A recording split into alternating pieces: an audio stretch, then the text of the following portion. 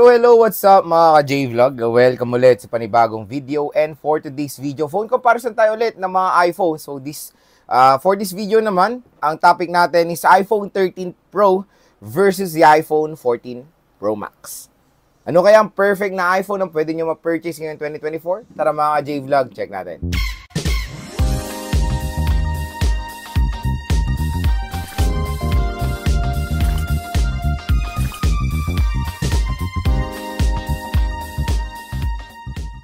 So ayan, panibagong phone comparison na naman po tayo, and for today's video nga, ang topic natin is the iPhone 13 Pro versus the iPhone 14 Pro Max. Quick reminder lang, itong dalawang smartphone na to ay daily driver kong mga smartphones mga ka-J-Vlog, meaning parati ko po silang ginagamit kahit saan man ako pumunta.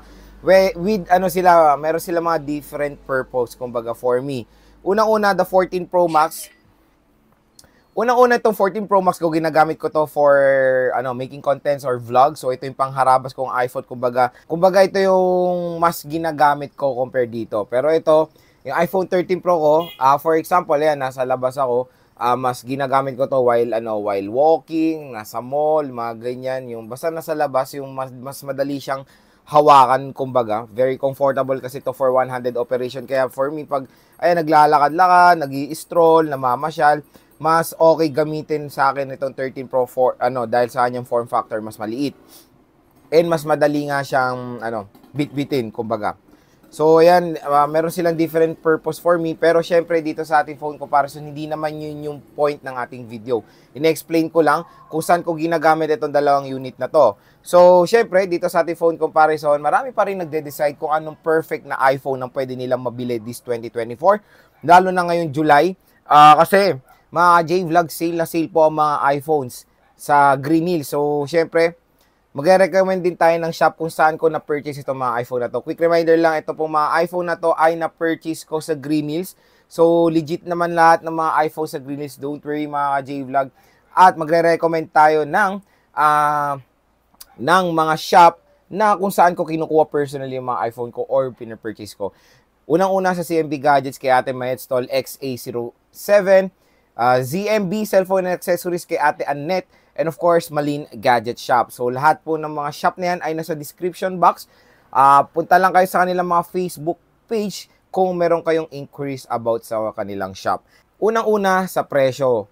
Sa presyo kasi nito mga J-Vlog, medyo malayo talaga sila, lalo na sa mga pre-love version. Quick reminder lang na wala na pong brand new nito. Medyo taghirap na po maghanap ng mga brand new nito, especially the 13 Pro.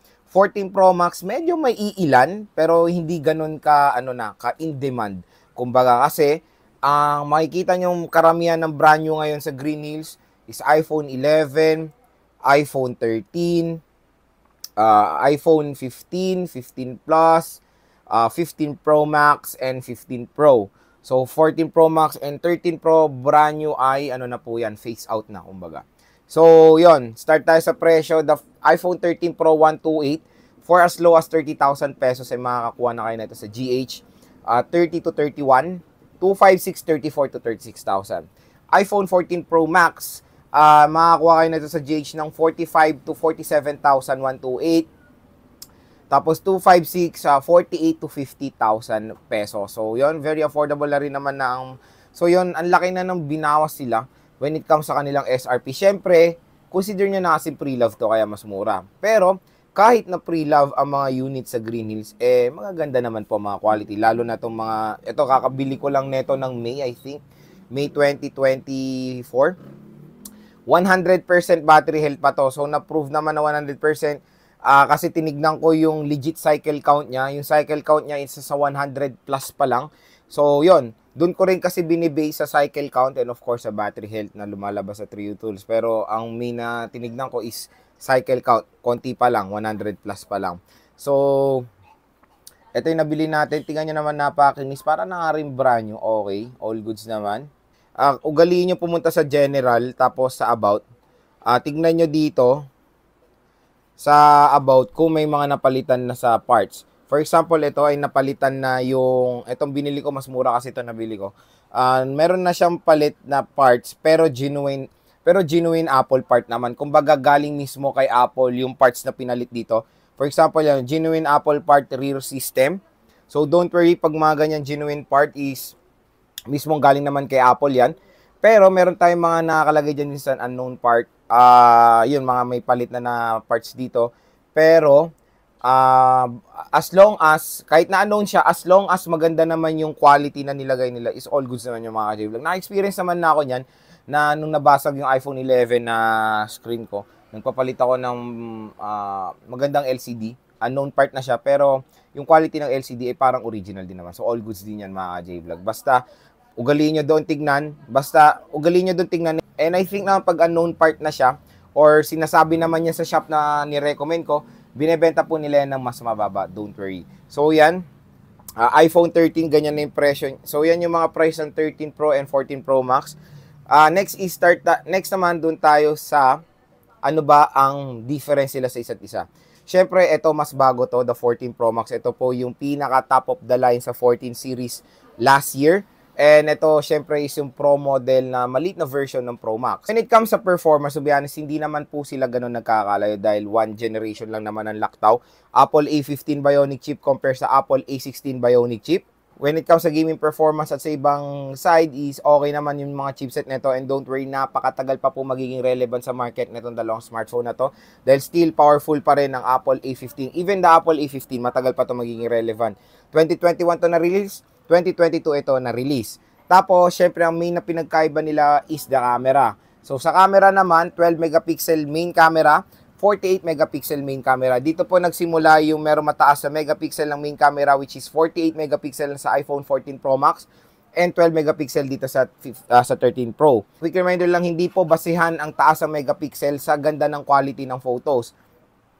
Nagdedepende pa rin yan sa software optimization ng smartphone. Pero dito siyempre sa ating phone comparison, dalawang iPhone naman to, and alam naman natin ng iPhone kahit mababang megapixel, napakaganda ng mga photo quality na napoproduce. Napakagandang leap yan sa 48 megapixel na makikita natin dito sa iPhone 14 Pro Max. So syempre camera, mas prefer ko ang camera ng 14 Pro Max, kaya nga ito yung ginagamit ko for making contents. Pero pag lowbat minsan yung 14 Pro Max ko, ito po yung ginagamit ko. Kaya kung mapapansin nyo rin, kaya kung makikita nyo yung vlog ko, halos same din naman ng mga qualities. Hindi nyo napapansin, minsan ang ginagamit ko doon is iPhone 13 Pro mga J-Vlog. So when it comes sa camera, clear winner si 14 Pro Max. Pero syempre may ibubuga rin ang 13 Pro mga J-Vlog. Pangalawa is of course sa display. Huge difference sila when it comes sa display. Ito kasi sa display, nagdedepende na to sa preference talaga ng consumer.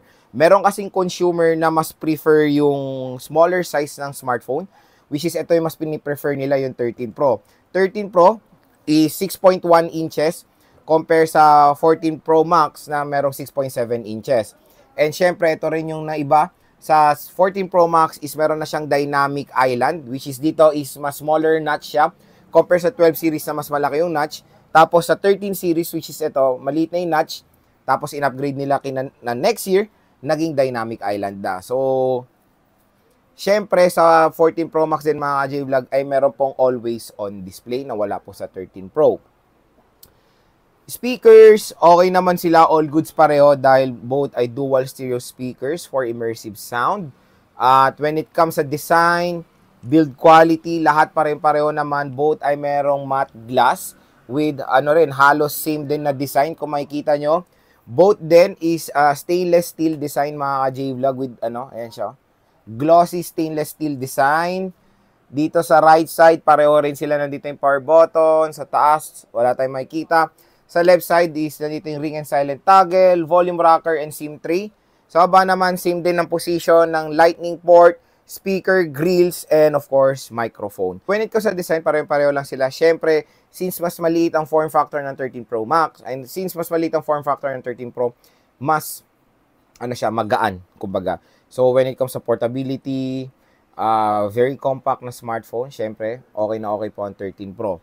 So, yon sa mga nagde-decide, Lods, sa 13 Pro ba ako, which is mura, or, i-maximize ko na yung budget ko, magko-14 Pro Max na ako na mas maraming features. Kung ako, to be honest, ang hirap mag-decide, lalo na sa budget, kumbaga, sa budget talaga to. Kasi ang layo ng difference sila, i-base na natin yung 128 GB, 30K first loss, 30K, Tapos for as low as 45K dito sa 14 Pro Max. So halos 15,000 pesos ang kanilang price difference. Na pwede na kayong bumili pa ng isang iPhone XR noon, di ba? As a secondary phone. So nagdedepende talaga yan sa budget din, of course, sa preference. So, kung tatanungin mga J-Vlog, syempre dito sa ating phone comparison, clear winner talaga ang 14 Pro Max. Pero when it comes sa kayang gawin naman nitong smartphone na to, syempre kaya rin gawin nitong 13 Pro at mas makakatipid pa kayo ng 15,000 pesos. So, syempre, kung gusto nyo talaga makatipid at meron din naman absolute performance, go for the iPhone 13 Pro with smaller form factor. Ako nga rin, to be honest, mas nagugustuhan ko ng smaller form factor Pero meron din naman ako phone comparison na ito between sa 14 Pro, yung smaller version nito. Yun na, check nyo rin yun mga J-Vlog. So, ginagawa ko kasi ng per generation or per unit din para meron din kasing mga consumers na nagde-decide dito sa smaller version ng 13 series at sa top of the line na 14 series. So, kaya ginagawa ko itong phone comparison na to. So, yun, kung gusto nyo makatipid with rin naman, magandang performance, maganda rin suggest itong 13 Pro. Ito na yung pinaka-the best kung marerecommend sa inyo sa ganitong presyo. Kasi kung magto 12 Pro pa kayo, I think dito na kayo sa 13 Pro, mas the best siya for me talaga mga J-Vlog, to be honest. Pero, yun nga, kung meron naman kayong budget talaga at gusto nyo mas maka-experience ng mga gandang features ng iPhone, syempre 14 Pro Max is all the way na mga J-Vlog. Kasi, kung ko-compare mo siya sa 15 Pro Max naman, konti lang ang difference sa 14 Pro Max. Kaya yon, lalo na lalabas yung 16 Pro Max, kaya mas maganda nang mag-purchase nitong 14 Pro Max ngayon dahil mas mababa na nga yung presyo niya.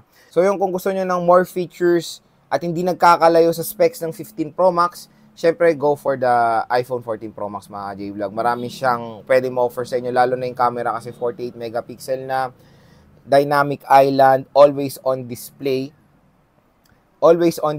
and syempre mas better siya sa low light quality. So yun mga J-Vlog, yung ating phone comparison sa iPhone 13 Pro and 14 Pro Max. Kung interesado kayo dito sa dalawang smartphone na to, i-check nyo na po yung link sa description box sa mga Facebook pages ng shop na ni-recommend ko. At pag sinabi nyo napanood nyo sa vlog, automatic po meron pa kayong 500 pesos na cash discount sa mga shop na yan.